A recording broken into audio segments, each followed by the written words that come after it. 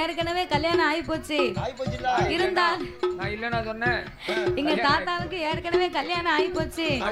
இருந்தாலும் இன்னொரு ஆட்சி இருக்கு, அவளையும் போய் பார்க்கத்தான் செய்தாரு. ஆமா, பெரிய ஆட்சி இருக்கா, சின்ன ஆட்சி இருக்கா, அவரை மாதிரி விட்டு கொடுக்க முடியல, என்ன செய்ய? அழகு போல பெண்டாட்டி இருந்தாலும் குரங்கு போல ஒரு சேக்காளி வேணுமா? சேக்காளி வேணுமோ? அந்த கதை போல உமக்கு போய் எங்க அக்கா கட்டி கொடுத்தோம் பாரு.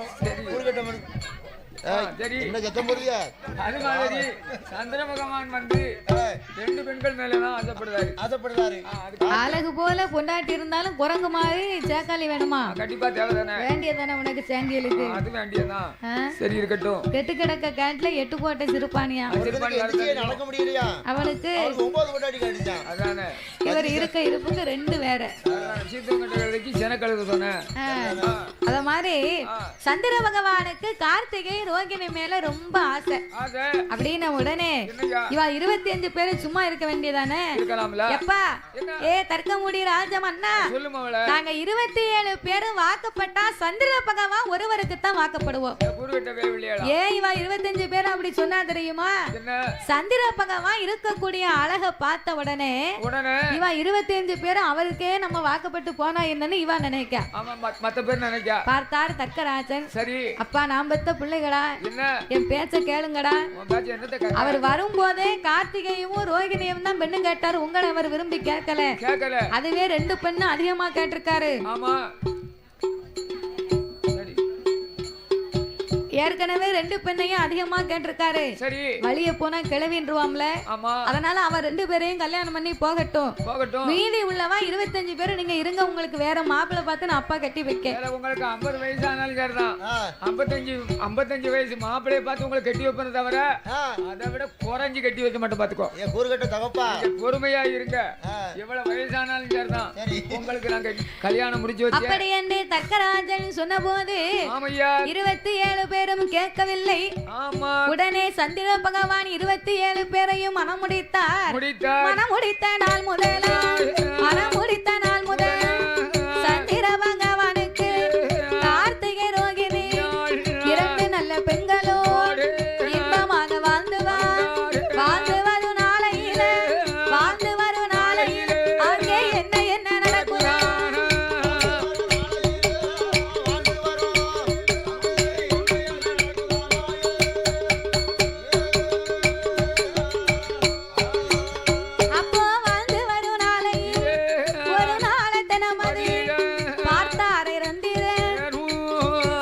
பகவான் 27 பேரையுமே மனம் முடித்த நாளையில இருந்து கார்த்திகை ரோகிணி அப்படிங்கிற பெண்ணோடு மட்டும்தான் கூடி வாழ்ந்து கொண்டிருக்கிறார். தர்க்கமுடி ராஜமன்னா, உங்க பேச்ச நாங்க அன்னைக்கே கேட்காம போனோம். இன்னைக்கு சந்திர பகவான் எங்க 25 பேரையும் வாழா வெட்டியாக்கி விட்டார் அப்பா என்று கண்ணீரை வடித்தார்கள். அப்ப பெத்த புள்ள வாழாம இருந்தா எந்த அப்பனுக்கு தம்மையா கோவம் வராம இருக்கும்? என் பேச்சை கேட்டீங்களா? சும்மா இருந்துரு, கோவத்தை கிளறாதல. நான் அன்னைக்கே சொன்னேனே, என் பேச்ச கேட்காம வாக்கப்பட்டா அவருக்கு தான் வாக்கப்படுவோம்னு போனிய. இன்னைக்கும் பாருங்க, சில மருமக்கமாரு பெத்த பிள்ளைகளை நல்லபடியா வைக்காம ஏதாவது சேட்டை பண்ணிக்கிட்டு தண்ணி அடிச்சுக்கிட்டு இருந்தாருன்னு வையே, மாமனார் கேப்பாரு, 7 மருமவனே என் பிள்ளைய கூட்டி கொண்டு போய் ஒழுங்கான முறையா நீ வாழலேன்னு வையே, மவனை நீ தெற்கு தெருவுக்கு வந்த உன்னை முட்டு கீழே வாங்கிடுவேன் அப்படின்னு கேப்பாரு. உன்னை கல்யாணம் பண்ணி கொடுக்கும் போது என் பிள்ளைக்கு என்னமெல்லாம் கொடுத்து விட்டேன். உன் வீட்டுல குத்து விளக்கு வைக்க இடம் இருந்ததாடா? குத்து விளக்கு வைக்க உன் வீட்டுல இடம் இல்லையே. என் பிள்ளைய உனக்கு அப்படி கை நிறைய ரொக்க பணமும் கழுத்து நிறைய தங்க சங்கிலியும் போயிட்டு கட்டி கொடுத்ததுக்கு என் பிள்ளைய நீ இக்கோலமா கண்டுகிட்டு இருக்க. இரு மவன, நீ ஒழுங்கான முறையில இல்லன்னு வையே, மவன அவ்வளவுதான் உனக்கு பாத்துக்கோ அப்படின்னு கேட்பாரு. ஸ்டேஷனுக்கு ஏமியா போறாரு, அவரே என்ன உண்ட பாத்துக்கிடுவாரு. அப்படியா? அப்படி பார்த்தா அவ்வளவு கோவம் வரும்ல பிள்ளைய பார்க்கும்போது. அதனால அம்மாயே 25 பெண் பிள்ளைகளை உங்களை வாழா வெட்டி வெட்டியாக்குன அந்த சந்திர பகவானை நான் சும்மா விட மாட்டேன். என்ன செய்ய போறியா? அடே சந்திரா, என் பிள்ளைகள் 25 பேரையும் வாழா வெட்டியாக்குன நீ அழகா இருக்க போய் தானடா ஆணவம் கொண்டு இப்படி இருந்துகிட்டு இருக்க. இனிமே நாளுக்கு நாள் உன் அழகானது குறைய கடவது போ அப்படின்னு சாபத்தை கொடுத்தார். அவர் சாபத்தை கொடுத்த நாளையில இருந்து சந்திர பகவான் நாளுக்கு நாள் சவள பிள்ளையா தேஞ்சுக்கிட்டே வராரு. தேய்பிரையாகி முழு அழகும் குறைவதற்கு 3 நாள் தான் இருக்கு.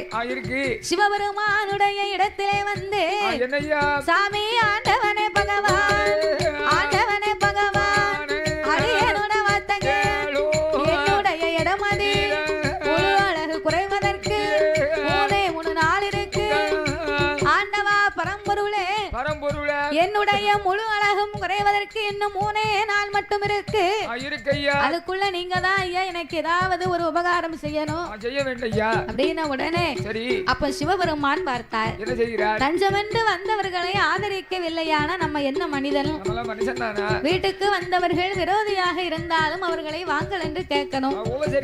அதுதான் நல்ல குணம் அப்படின்னு சொல்லி சிவபெருமான் அப்பா சந்திரா நீ ஒன்னும் கவலைப்படாத அப்படின்னு அந்த முழு அழகும் குறைவதற்கு 3 நாள் இருந்த பிறையை எடுத்து இறைவன் தன் திருச்சடையிலே சூடி நீ ஒன்னும் கவலைப்படாத மகனே, தர்க்கராஜன் கொடுத்த சாபமும் உனக்கு இருக்கட்டும். அதை போலவே நான் உனக்கு ஒரு வரம் தருகிறேன் அப்பா. இன்றைய நாள் முதலாக ஒரு மாதத்திற்கு தர்க்கன் கொடுத்த சாபத்தின்படி 15 நாட்கள் உன்னுடைய அழகானது குறைந்து அன்னைக்கு நீ அமாவாசையாகவும் நான் உனக்கு கொடுக்கக்கூடிய வரத்தின்படியாக 15 நாட்கள் உன்னுடைய அழகானது வளர்ந்து அன்னைக்கு உலகமெல்லாம் ஒளி கொடுக்கும் முழு பௌர்ணமியாக நீ காட்சி கொடுப்பாய் அப்படின்னு சிவபெருமான் வரம் கொடுத்தார். அப்ப தர்க்கராஜன் தேய்வர வந்துச்சு. தேய்வர வரும்போது சந்திரனை பார்த்தா கொடுத்த சாபம் வலித்து விட்டது, சந்திரன் தொலைஞ்சா அப்படின்னு நினைச்சான். மறுபடி வளர்பிறை வந்ததை பார்த்த உடனே தர்க்கனுக்கு கோபம் வந்து விட்டது. இப்பேர்வட்ட சந்திரன் என் பிள்ளைய வாழா வெட்டியாக்குனா நான் சாபத்தை கொடுத்தா பகவான் அவனுக்கு வரம் கொடுத்திருக்கிறாரா? அப்பேர்வட்ட இறைவனை நாம சும்மா விடக்கூடாது. கண்டிப்பாகவே அவரை எரித்தே ஆக வேணும் என்று தர்க்கராஜனுக்கு நெஞ்சுக்குள்ள அதுவே ஒரு வைராக்கிய கோபமா மாறிவிட்டது. இன்னைக்கும் சில பேர் ஒரு சின்ன காரியத்துல கோபப்பட்டாங்கன்னா மனசுக்குள்ள அத பகையாவே வச்சிருப்பாங்க. பிறகு அத மாதிரி அப்படின்னு மனசுக்குள்ள ஒரு எண்ணம் இருக்கும். அதனால அதை போலவே இந்த தர்க்கராஜனும் சந்திர பகவானுக்கு வரம் கொடுத்த ஆண்டவனை சும்மா விடக்கூடாது.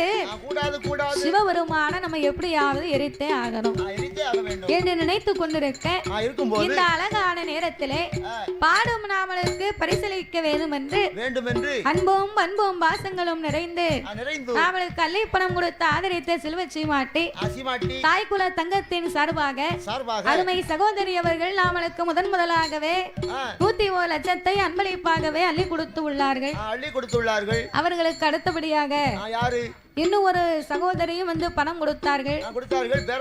பேரை சொல்லல. ஆமா. இன்னும் ஒரு சிறு குழந்தை வந்து பணம் கொடுத்தாள். முத்து செல்வி என்று சொல்லக்கூடிய பாலகி சார்பாகவும் இன்னும் ஒரு குழந்தையும் பேர் சொன்னிச்சு ஞாபகம் இல்ல. ஆமா. இட்லி எத்தனை சாப்பிட்டோம்னு தெரியாதா? நீ சாப்பிட்டது அவர் சாப்பிட்டது நீ பாத்திருக்க. நீ எத்தனை சாப்பிட்ட? நான் 14 இட்லி சாப்பிட்டேன். ஒரே எத்தனை சாப்பிட்ட? அவர் 21 இட்லி சாப்பிட்டாரு. நீ என்ன இறங்கும்? ஆமா இன்னைக்கு தான இருந்தேன். 21ல 19 கழிச்சு பாரு. 19 கழிச்சா என்ன ஆகும்? 2 இட்லி சாப்பிட்டேன். சரியா? நீ சாப்பிட்டு பேரு. சரிதானே? அப்படி நாமளுக்கு அள்ளிப்பணம் கொடுத்து ஆதரித்த அருமை செல்வ சீமாட்டிகளும் இந்த புதுமாட சாமியினுடைய அருளாலே அவருடைய உச்சார் பெற்றார் உறவினர்களோடு அவர் குடும்ப குல கோத்திரம் எல்லாம் எப்படி வாழ வேண்டும் தெரியுமா? எப்படி வாழவே